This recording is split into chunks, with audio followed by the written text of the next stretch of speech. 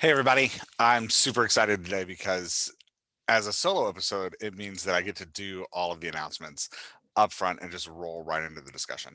I know for podcast listeners, that's normal. That's how it goes. But if you watch this on YouTube, which a growing number of people do, you don't actually ever get me to, you don't actually ever hear me do the announcements because I don't know how to edit video yet. I just haven't gotten that sophisticated.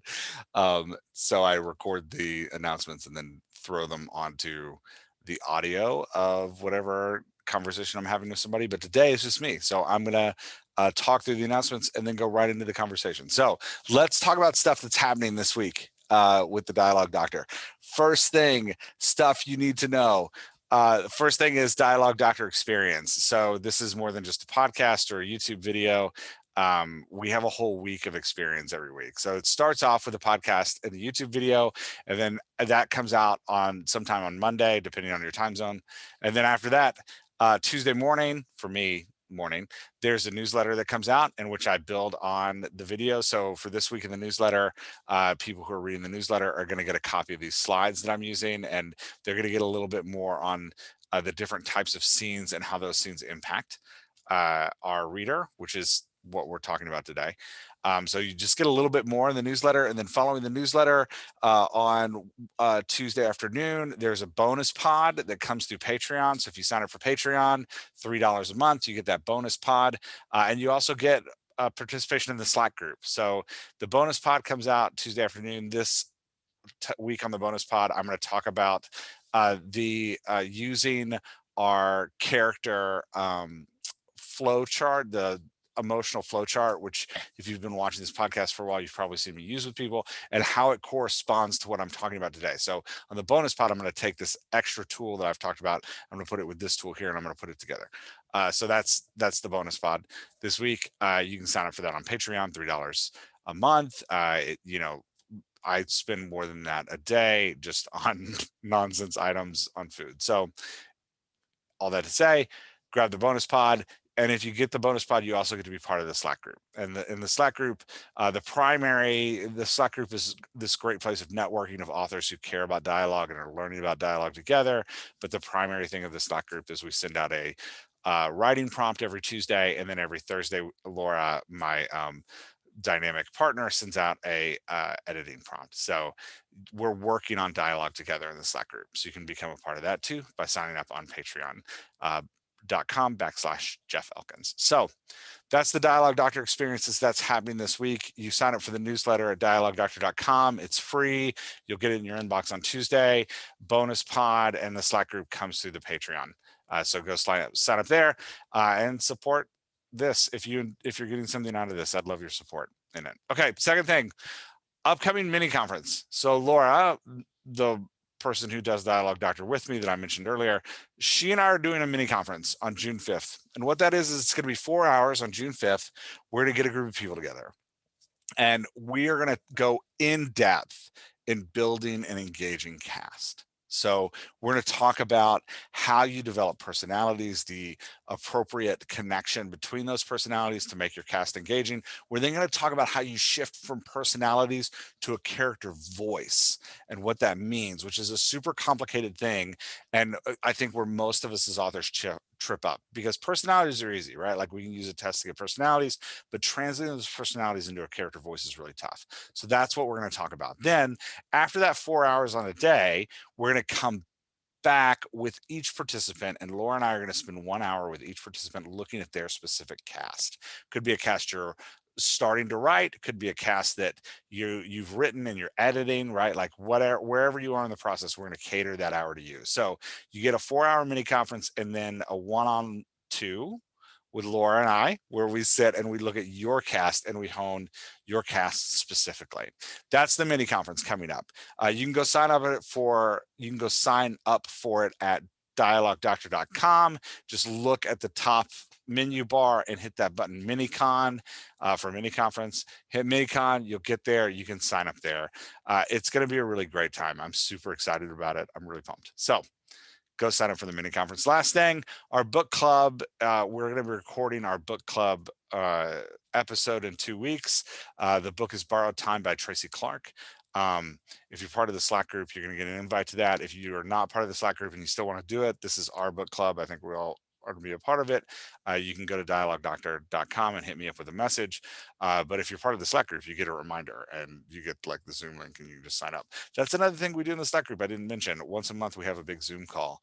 This month, we're looking at a short story from Flannery O'Connor, and we're talking about the different character voices in that short story and how we use that short story and analyze those character voices if we wanted to create that short story into a novel. So that's happening in the Slack group. That's what you get when you sign up for the Slack group, all that cool stuff. Sorry, back to the book club. Book clubs for all of us. We're reading Borrowed Time by Tracy Clark. It's a fantastic mystery novel. I really loved it. The voices are really distinct and wonderful. I'm excited to talk about them. So if you haven't read it, you got about 2 weeks before the episode comes out. This is my warning. Go get Borrowed Time by Tracy Clark and let's read it together. So 3 things happening in the community right now. There's the Dialogue Doctor experience.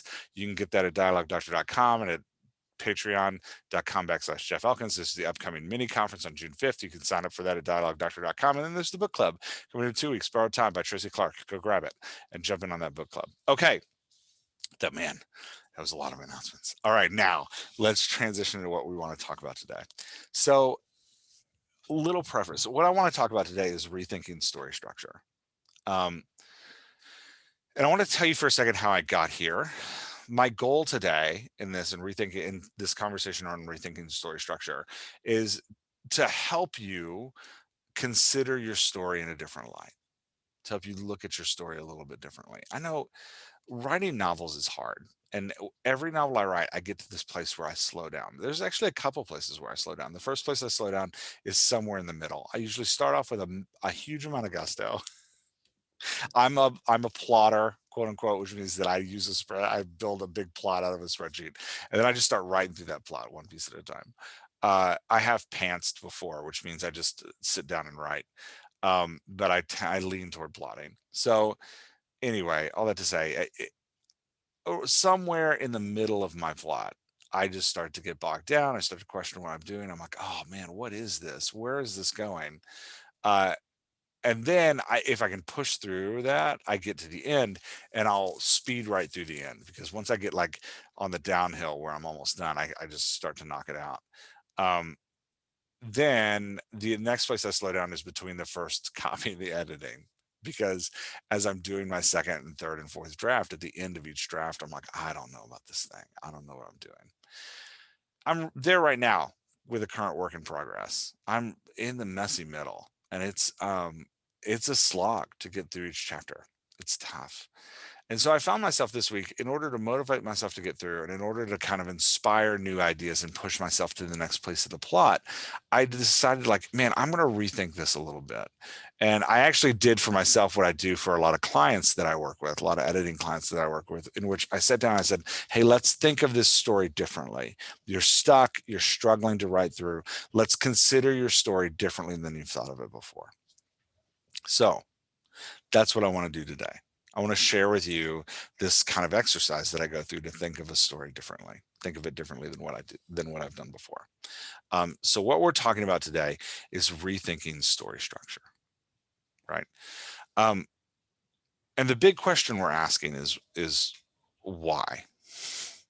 Why do we do it? This is a weird question. When I was in church world, and I say it's a weird question because this question can set your house on fire, right? Like asking why and what's it for, really what's it for, man, it can just spin you. Um, in a previous life, and by previous life, I mean like 15 years ago. It was just 8 years ago. It doesn't matter. I was working in church world, and the first like 6 or 7 years of that life was really fantastic. I loved what I was doing, and I didn't question it. It was I was all in. I had drank the Kool-Aid and it was fun. And then we were doing a ton of stuff. My job wasn't, I wasn't the preacher up front. I was the guy who did stuff behind the scenes. And I was on my second church job. I had already worked one church and moved on to my next one. And it was, the amount of things we were doing was a little crazy, right? Like we were running this like youth group slash youth mentoring program with a bunch of inner city youth. And I was, daily working with homeless addicts, helping them, and being a resource to them, and trying to help them move to the next stage of their recovery. And we were running adult small groups that met in homes, which were like these teaching communities. I was writing all the curriculum for that. And we had all these special events going, and there was a basketball league. And for a while, there's an after school program. And it was just full. And every week there was also this Sunday morning gathering of all these people that required a massive amount of childcare and required, pretty much a full breakfast every morning. And it was wild. It was, the amount we were doing was wild. And I can remember sitting up with my wife in our house and just looking at each other and being like, what is this for? And what really drove the question home was, we did all these community service projects where we'd like pull people together and we'd like, paint a daycare, or we'd like plant flowers in a park. Specifically, we had these days that we did this stuff. 2 days that I'm really thinking of were these big efforts. And a guy that wasn't part of the community, who wasn't a Christian, wasn't part of the church community, loved these days and loved being a part of the service activities we did. He got involved in the youth mentoring, and he was great. And I can remember he sat me down. We went to coffee, and he sat me down, and he was reading through. He had taken it upon himself to read through the Bible, which was what we were supposed to be basing all of this on. And he kind of passed it to me at one point, and he was like, "Hey, this feels disconnected. Can you explain to me how what you spend your time doing, specifically this Sunday morning gathering, comes out of this?" It's like, because I read this book that you said everything's supposed to be based on, and I don't know how you got to where you are. And man, my wife and I just set up a lot talking about that question and really just deconstructing a ton of stuff, which is where that, I think, the phrase deconstructing around church world is out there a lot right now. And that's where it comes from. It's just this like question of like, why do we do this and what do we do? And it was a tough question to ask. But I came out so much stronger for it, as a person, and as like understanding why I did what I did, and letting go of some things and picking up others. So I've been doing that a lot this year with storytelling, especially as I work with clients, just kind of deconstructing why I do what I do. Because when I sit down to write a story, when I sit down to write a book, like I said earlier, I'm a pretty major plotter. So, right, like I've got my save the cat beats knocked out in a spreadsheet, and now I'm using Jay Thorne's um, storybook, which the name of it, the three C's, the name of it's slipping my mind right now. 3-story method. That's it. And I've added that to my spreadsheet, and I have a spreadsheet that's also a 5-act play, and I've got all these spreadsheets, and I sit down and I beat out the story. And I'm like, okay, here's the story, and I understand my genre conventions. So I like before I even beat out a story, I'll be thinking about like, okay, what genre is this in, and what are the conventions of this genre, and what's all that stuff, and um, I have all these tools. All that to say, I have all these tools I'm using to write a story. And but when the story gets heavy, when the story gets a slog, when I get to that like messy middle, my tools are no longer helpful because they're not motivating. And I think part of that for me is I forget why I'm using these tools. I forget what are these tools for. And so to motivate myself to move past that messy middle and to actually finish the book, I need to stop and pause and figure out what is the story for. And I'm finding so many clients that I work with need that too. What we need is to stop and pause and think, what are we doing this for? So that's what I want to do today. I'm going to stop and pause, and I want to rethink story structure with you. And I want to ask the question, what is this for? So what is storytelling in essence? If I go back and I think I remove my writer hat and I put on my reader hat. And I think of the stories that really had an impact me through the life. Like I was journaling this a couple weeks ago. And I was like, what are the stories that really changed me and shaped me? And that I carry with me and that I remember. And I just kind of sketched out a list. And the first ones that came to mind, one of them was The Great Divorce by C.S. Lewis. Uh, and in The Great Divorce by C.S. Lewis, you have a bus of people from Greytown going to this like middle ground where everything is too real, right? Like it hurts to walk on the grass because the grass is so like real. And then people they knew in their former life come down from the high country. And the book is a series of conversations between people from the high country and people from Greytown. And there's this guy, the narrator's kind of eavesdropping on every conversation. Um, in the book, I don't care about the meaning of the book today or like, what Lewis meant by it. All I want to talk about today is the experience of reading that book. Reading those conversations, each one is this highly emotive moment where the person from the high country is trying to persuade the person from Greytown and is really hearing the kind of grievances of the person from Greytown and listening to the baggage of the person from Greytown. And the conversations are just beautifully written. And I remember as a reader just reading that book over and over and kind of awe of the conversations. It's great. And they stuck with me. And I still think about them and I still have the book on my shelf and I still recommend it to people because it's so beautifully written. Another book that stuck with me as a kid, I read it like as a teenager. So like junior high and high school, I read a ton of Tom Clancy and a ton of John Grisham because I really liked that like military slash legal thriller, right? Like I was a huge Jack Ryan fan. Loved Tom Clancy's Jack Ryan, and I loved everything by Grisham, even the ones that people are like, "This is a bad one." Man, I was into it, and I'm still into it. It's I will crack a Grisham novel and read that thing just for the experience of it. And one of them that really stuck out to me, two of them actually, The Runaway Jury and The Firm.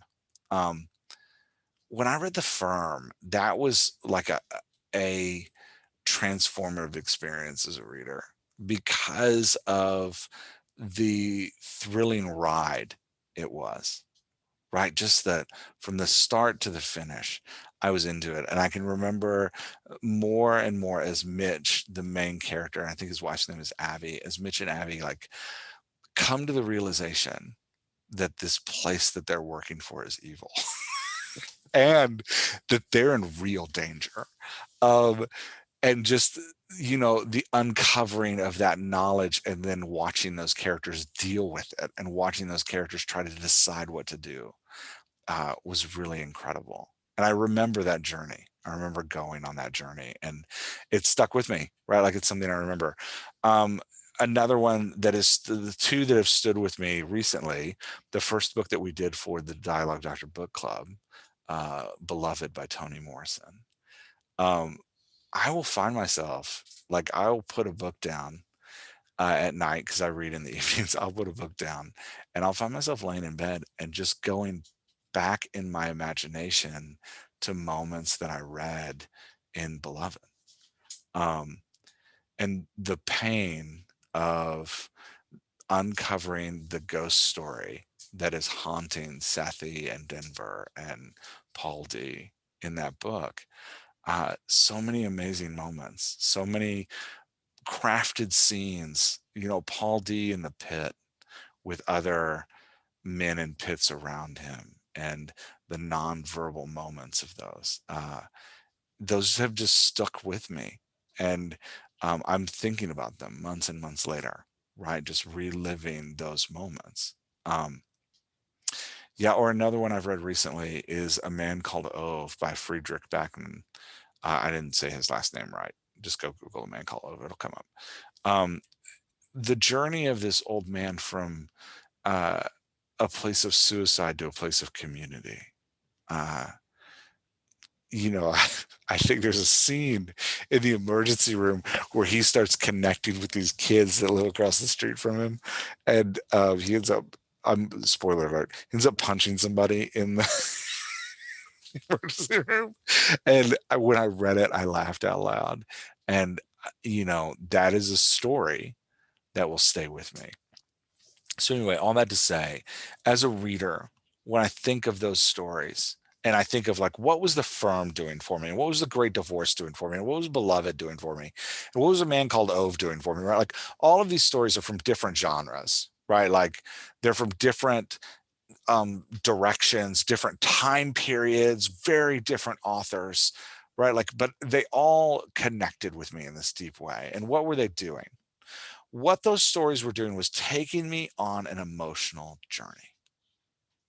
And that's what storytelling is. Storytelling, if we get down to like this brass tacks and we're going to deconstruct, what does it mean to be a writer? What we're doing is we're taking our reader on an emotional journey, right? We're introducing our reader to these characters.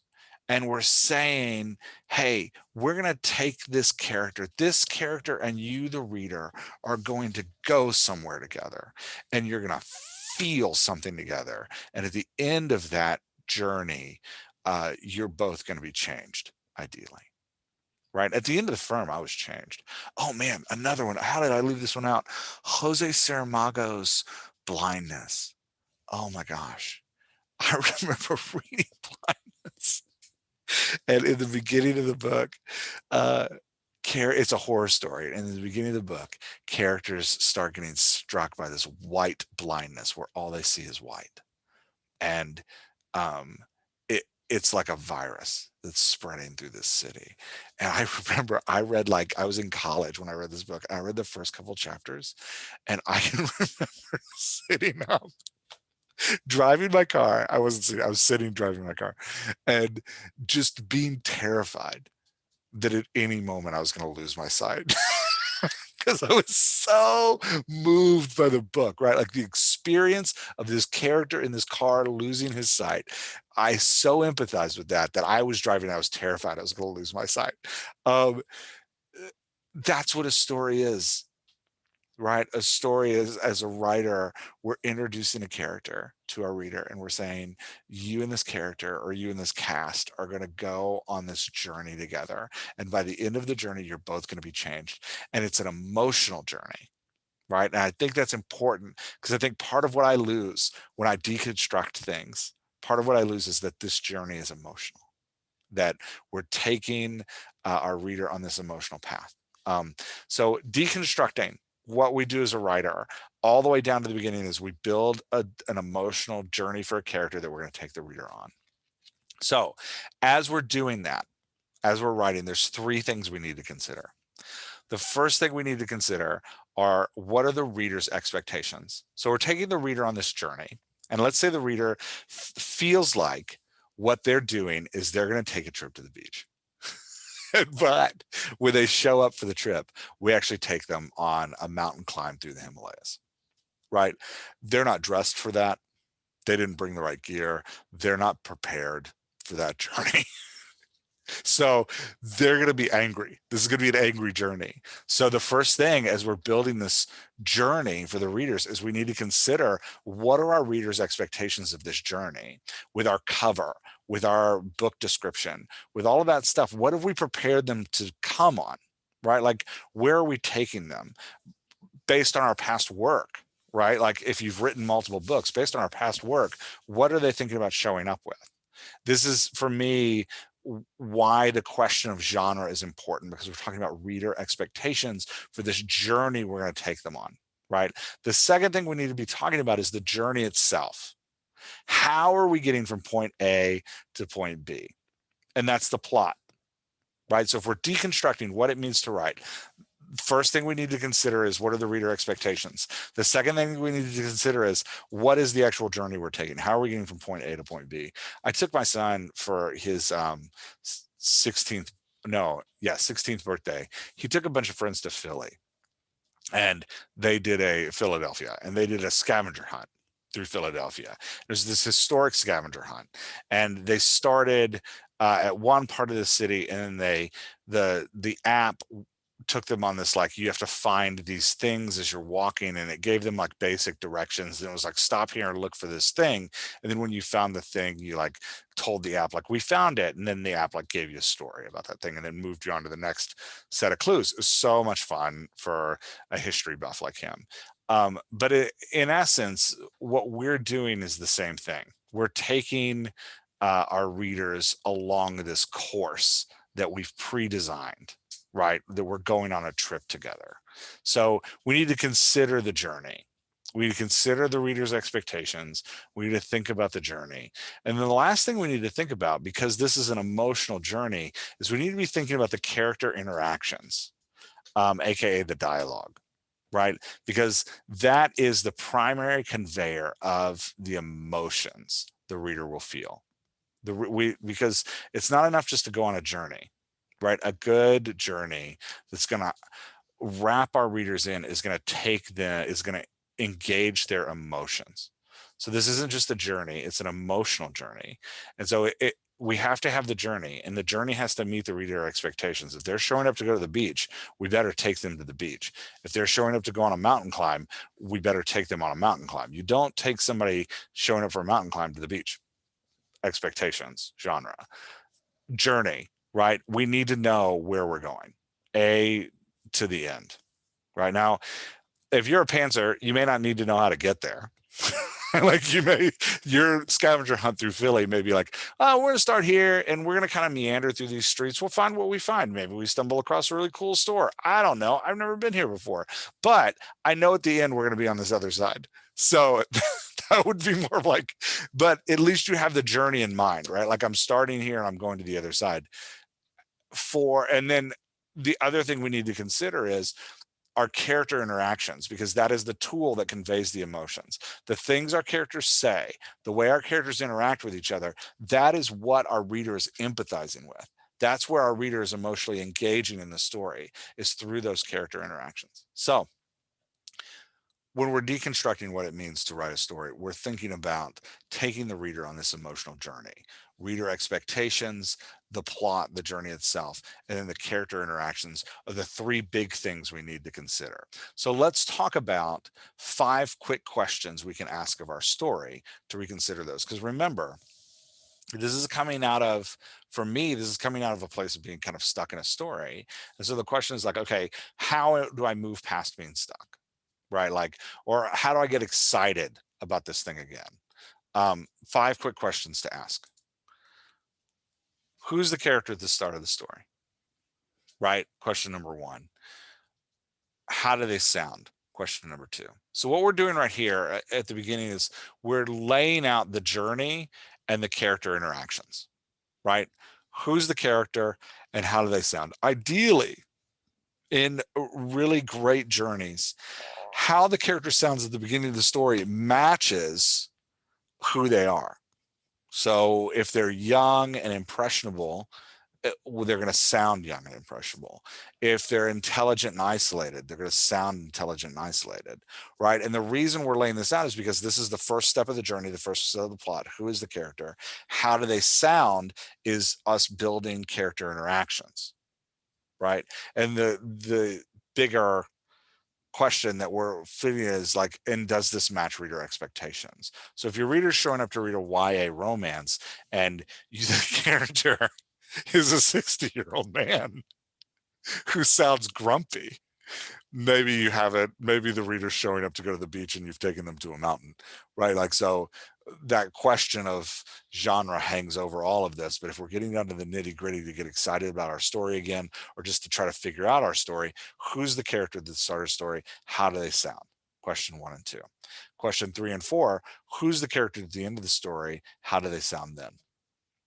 Right. So what I'm thinking about up front, specifically when I edit a client's full book, what I'm thinking about up front is the transformation from who is the character and how do they sound to who are they becoming? Where are we starting and where are we going? Right. And then how are we showing that to the reader through the character's voice and dialogue? How are we showing that through the way the character interacts? What about the way the character interacts is changing that so that I can take the reader on this emotional journey? Okay, Let me do that real quick one more time. Beginning of the story, who's the character, how do they sound? End of the story, who's the character, how do they sound? How did they change and how did their voice change to demonstrate that change? Right? Final question. How do we get from A to B? What experiences are we lining up for our character that's going to change them along the way? So, and this is for me the building of the roller coaster. Scene by scene, we're building a roller coaster. We're building that transformation of a character from A to B, the start of the journey and the end of the journey, right? So, building the roller coaster.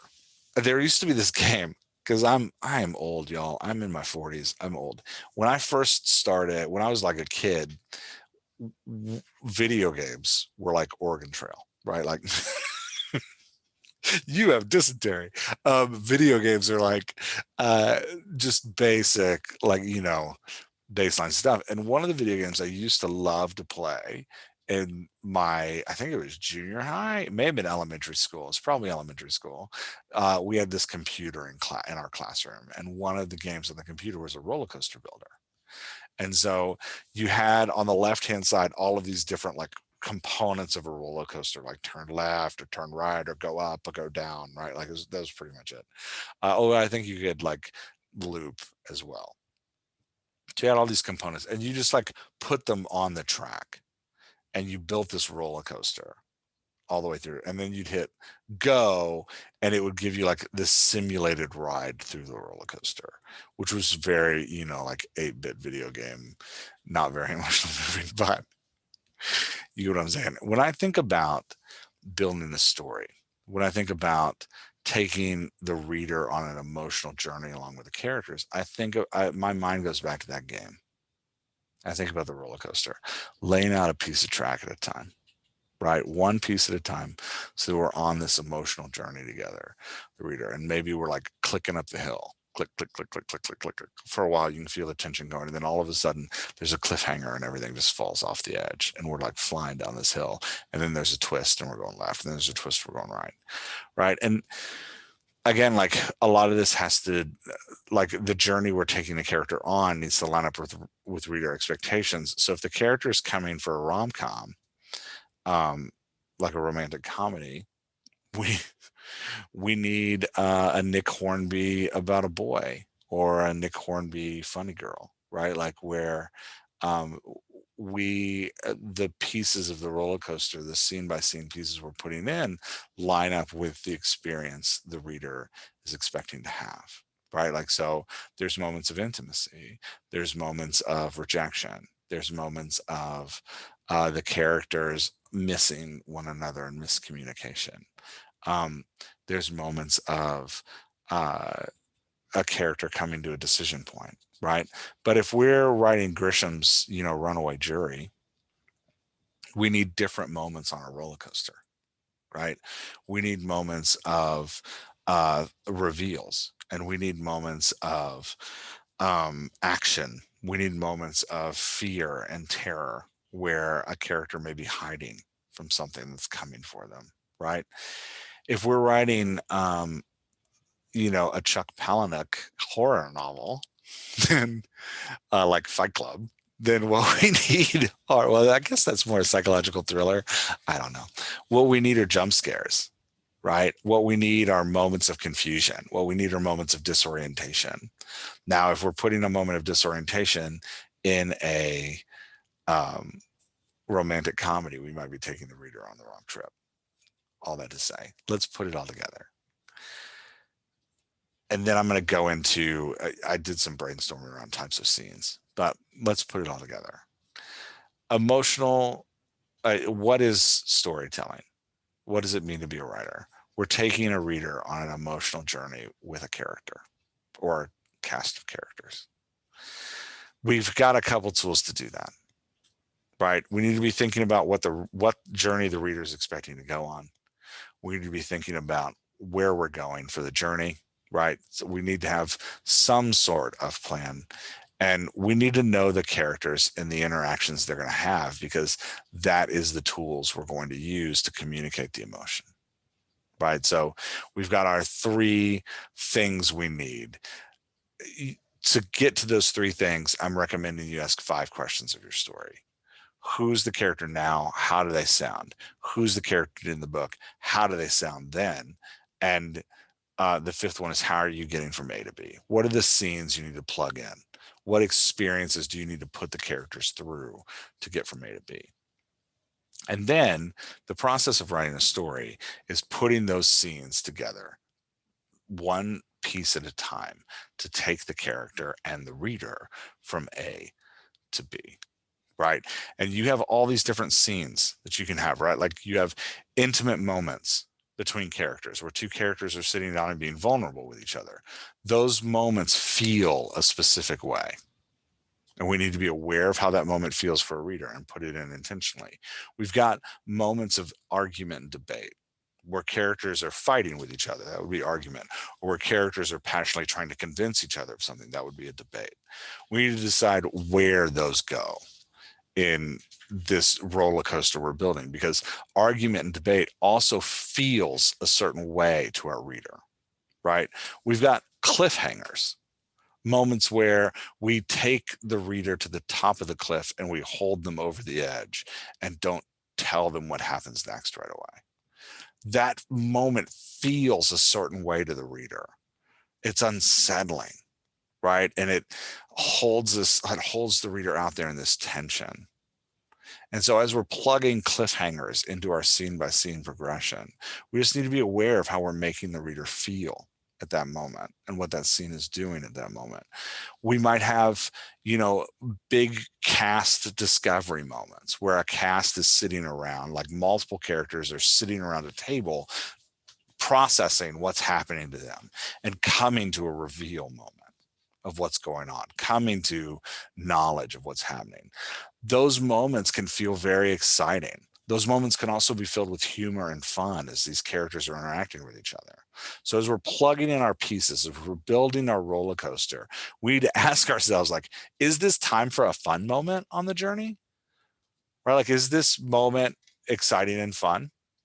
When we're coming to, like, let's say we also have action scenes, right? Like, which can be heart pounding and thumping because we don't know how our characters are going to fare at the end of this action scene, right? Like, death is on the line, right? Like, never, sorry, Princess Bride came to mind.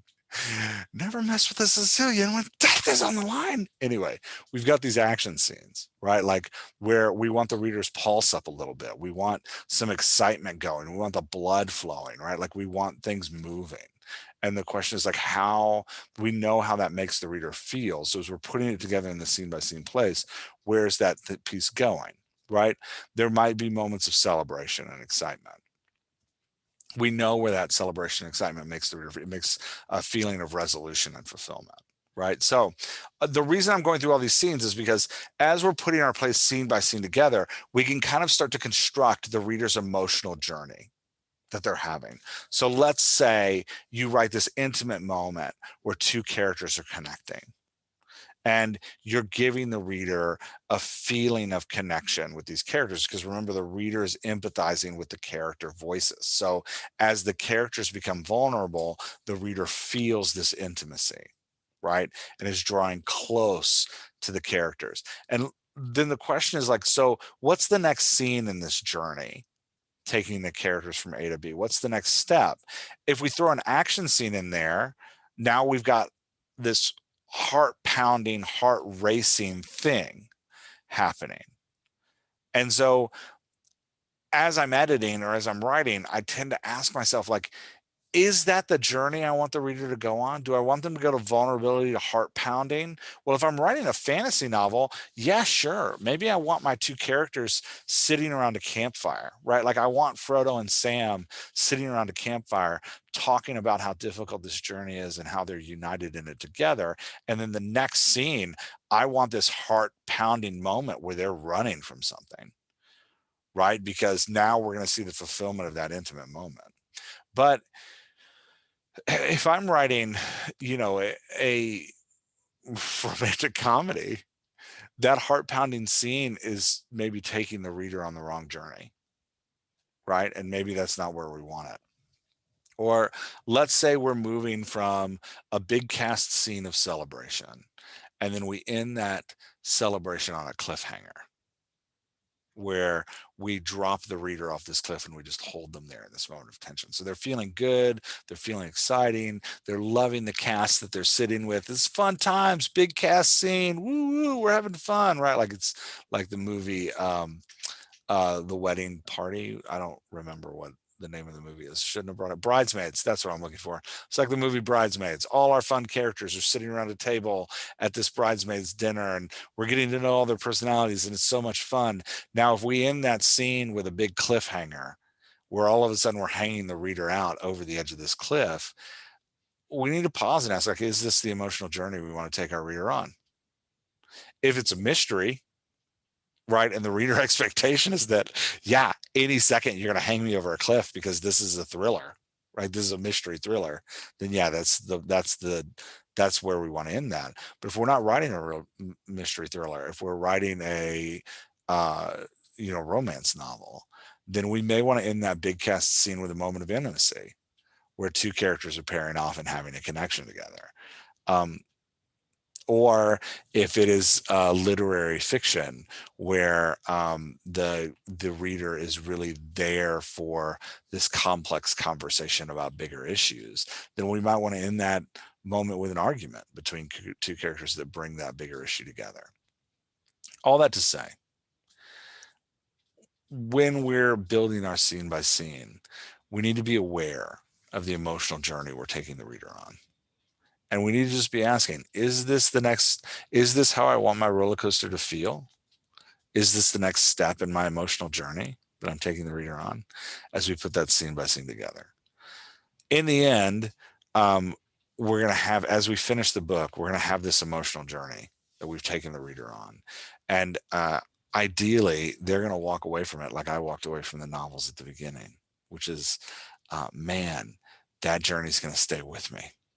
I that journey was so fun, was so moving, was so impactful that I'm going to be thinking about it late at night, up and early in the morning, right? Like I'm going to be feeling that emotional journey step by step. Um, yeah, so that's my challenge slash encouragement to you is let's. I get so to bring it all the way back to the beginning. I get so caught up in my tools. I get so caught up in my save the cat graph and my, you know, 5 movements, a 5-act play graph and my plotting of each thing, trying to, and my genre conventions. And I'm like, okay, this is how this genre is supposed to go. And these are the moments that I need to write. That I forget what the story actually is, that it's taking this reader on an emotional journey. And sometimes in order to move past places I'm stuck, I need to take a step back. I need to throw all my graphs away. And I need to throw all of that stuff away. I need to just look at it differently. I need to look at it scene by scene, asking myself, what's the emotional feeling of each scene that I'm putting together, one piece at a time? What's the journey I'm taking the reader on? And how are we getting from A to B? Right? How am I taking these characters from this place to that place? So I hope that was helpful. It's been helpful for me this week, so I hope it's helpful for you too. Next week, we'll be back with a more normal episode. We're going to do a conversation about characterization. Laurel's beyond it won't just be me. So next week we'll be back with a normal episode. Don't forget to do the don't forget to jump into the Dialogue Doctor experience. Go grab the newsletter at dialoguedoctor.com. I'm going to lay out some different types of scenes you can use in the newsletter this week, and just give a brief feeling of like, how does this feel, so that we can think more about like what scenes we're plugging in to what places to create this journey we're building. And then in the bonus episode on the podcast at patreon.com/Jeff Elkins, I'm going to talk about how this corresponds to that chart that I use with readers sometimes, the emotional flow chart. All right. Thanks for signing on. And thanks for coming to the end of me just rambling for 45 minutes. Yeah, I really appreciate you coming on this dialogue journey with me. And I will see you again next week.